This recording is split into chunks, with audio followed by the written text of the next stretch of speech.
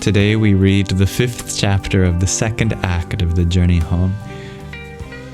May this reading relax your mind and awaken your heart. Let's dive right into it, shall we?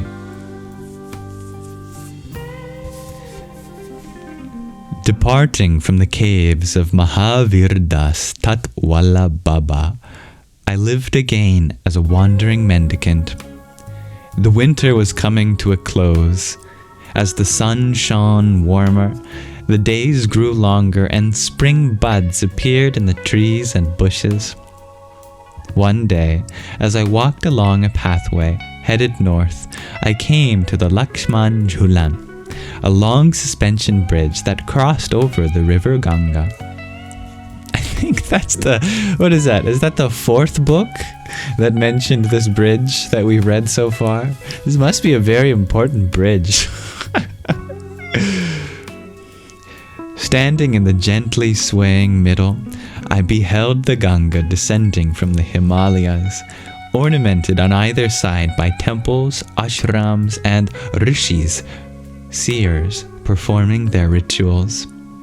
I crossed the bridge and walked along a dirt pathway into the forest. Suddenly, I froze, unable to bear the chilling sight before me.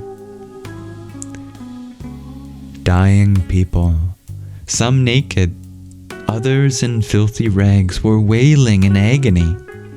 Their faces shriveled and deformed, their noses melted away, their hands and feet mangled with bloody stubs instead of fingers or toes. Emaciated from starvation, people lay in holes in the ground that served as beds and buried their bodies with blankets of dirt against the cold. All of them were pleading to me through desperate eyes. I was horrified. I had stumbled into a leper colony. Dozens of lepers surrounded me, crying out, "Bakshish! Bakshish!" Pressing their bodies against mine, they stuck their mangled, bloody hands into my face and demanded charity. But I had nothing to give, and, imprisoned by a wall of putrefied flesh, couldn't move a single step. They refused to leave me be. "Bakshish! Bakshish! Bakshish!" The mob shoved so tightly around me that I was being smothered. I could not escape the stench of their breath and oozing, rotting flesh. "Bakshish!" they screamed. My mind reeled in confusion, struck by ambivalence. On one hand, I was outraged to be so accosted. On the other hand, I pitied them, granting that their misery justified their behavior. An endless 20 minutes passed. Agonizing, I tried to come to grips with what was happening. Leprosy is contagious, I thought. Will I be afflicted to suffer and die with them? Will this mob ever release me? Screaming, "Bakshish!" the lepers tugged and shoved one another in a desperate skirmish. Their eyes seared mine with stares of anguish. Finally, they patted me down for valuables. What I didn't give, they were determined to take by force. When they realized that I didn't have anything, they dispersed. Taking a deep breath, I took a few steps, but was stopped in my tracks. I saw an old woman in rags, her nose melted into the decaying flesh of her deformed face, lying on the ground in misery. Our eyes locked. In her teary eyes I felt the tender love of a mother, an affection real and rare. She wanted nothing from me but to open my heart to receive the love she so longed to give someone. She was beautiful. Folding her fingerless hands in a gesture of respect, she then extended her disease-smitten hand to bless me. All my fear of contamination was slain by her affection. I rushed to her side and placed my head under her palm to receive her blessing.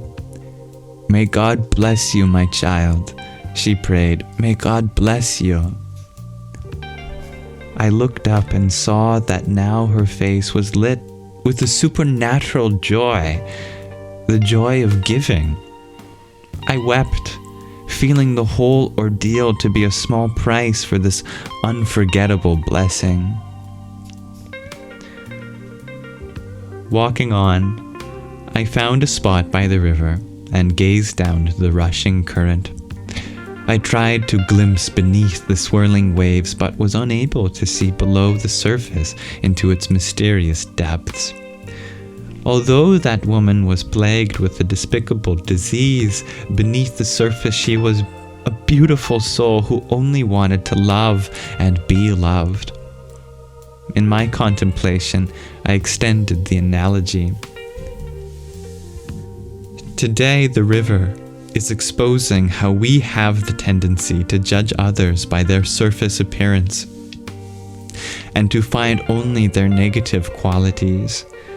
But if we search beneath the surface, we discover that a myriad of strains mix together to create a particular person's nature. The faults we perceive are likely to be the effect of circumstances, the psychological response to trauma, abuse, rejection, heartbreak, insecurity, pain, confusion, or disease.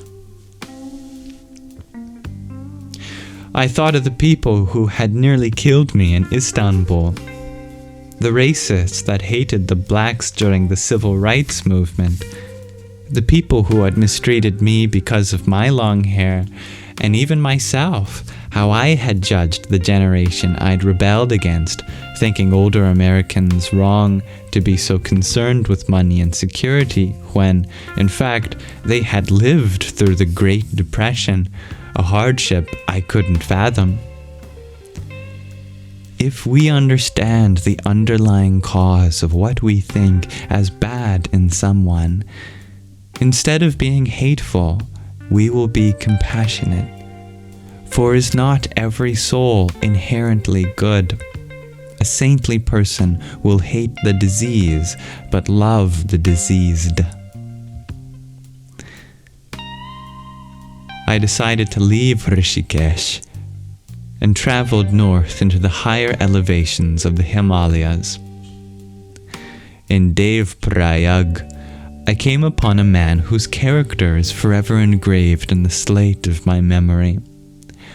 On a chilly morning, as the stars were fading and the new day's sun about to emerge, I scrambled down a mountain to the place of the rivers Bhagirathi and Alaknanda converge.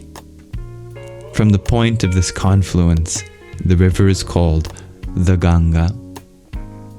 The river's song there was tumultuous.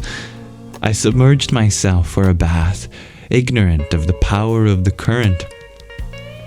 As I took a step forward, the rushing current yanked my feet from under me and swept me toward the treacherous rapids.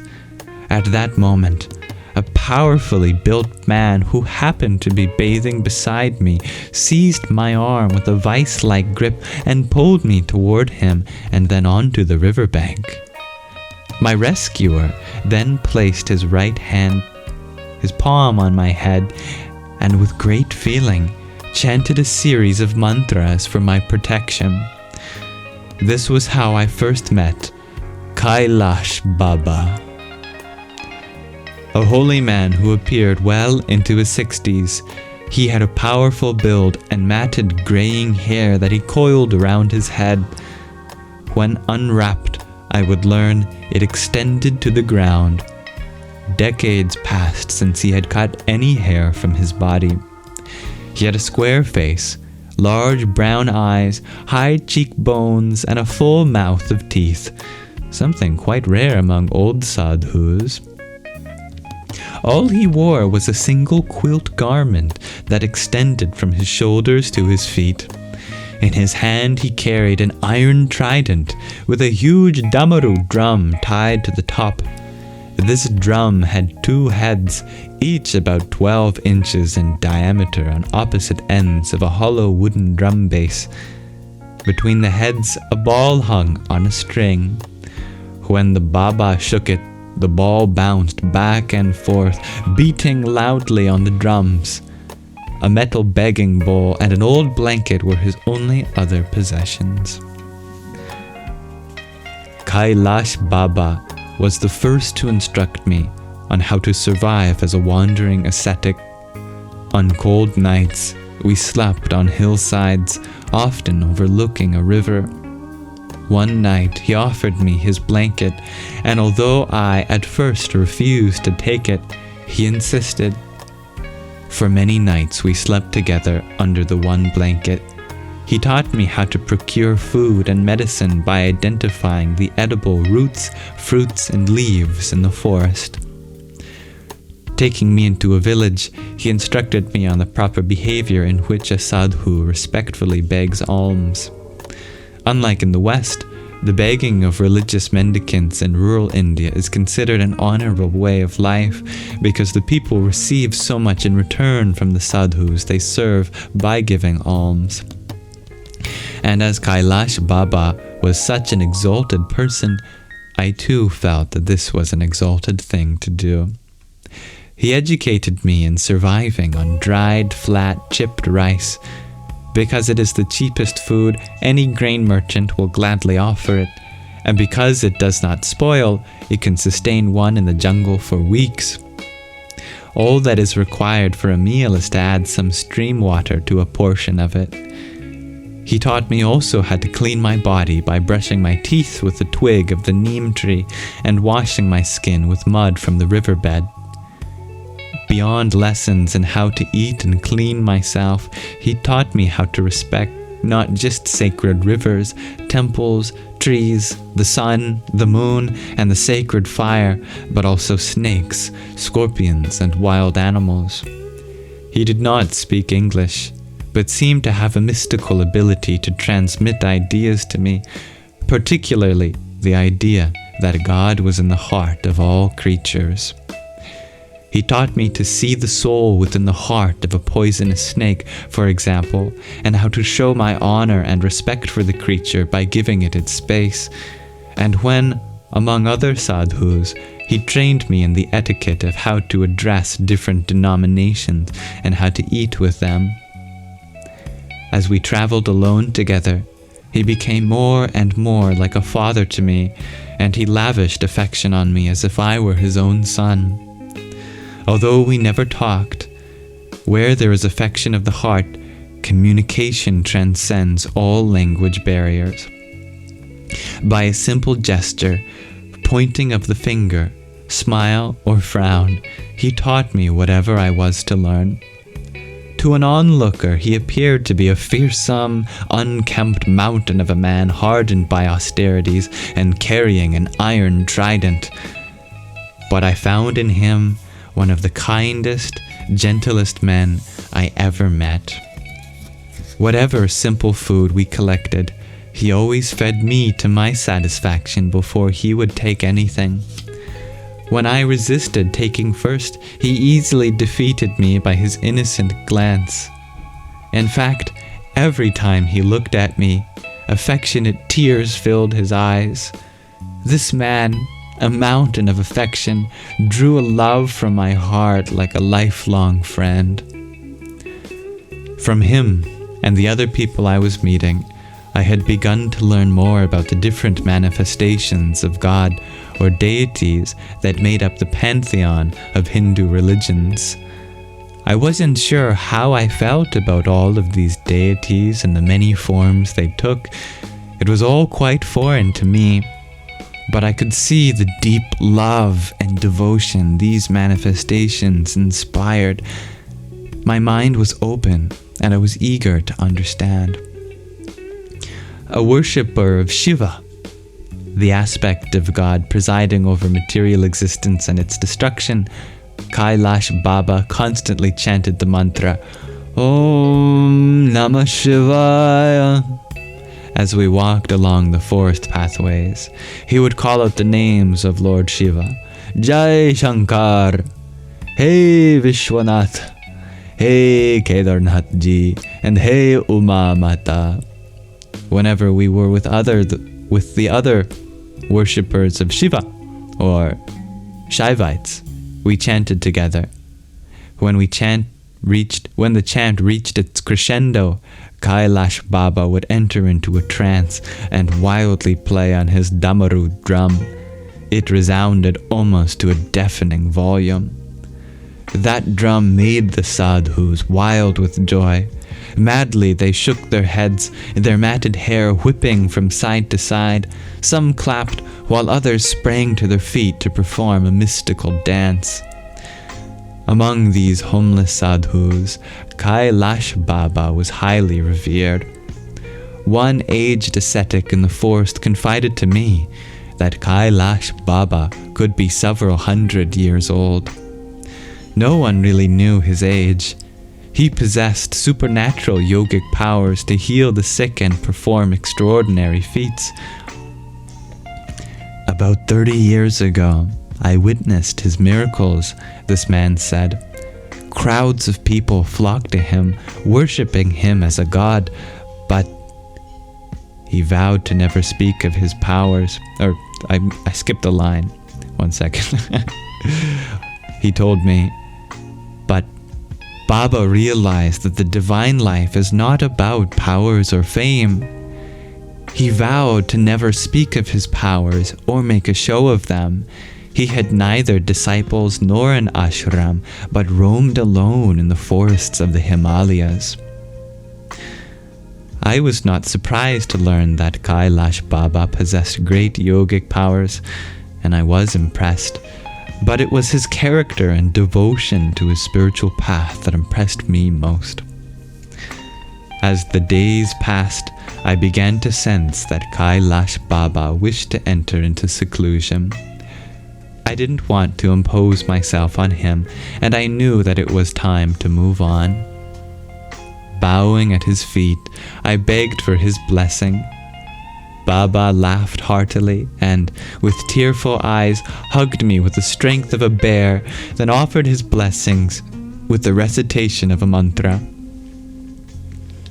I was touched both by the unyielding quality of his detachment and the softness of his heart as he bid me farewell.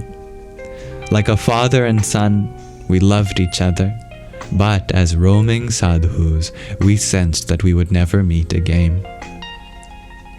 This bittersweet experience of developing dear relationships, then moving on to never again see the people I was meeting, was part of the life I had chosen.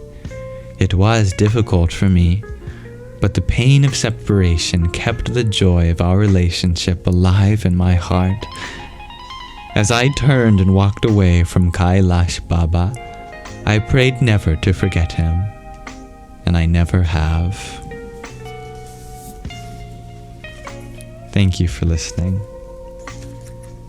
Let's pause our reading of the 5th chapter of the 2nd act of the journey home there for now.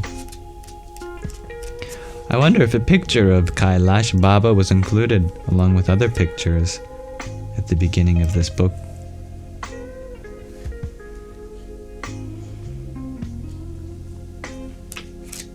Have a quick look through, if there even is a picture of this sadhu.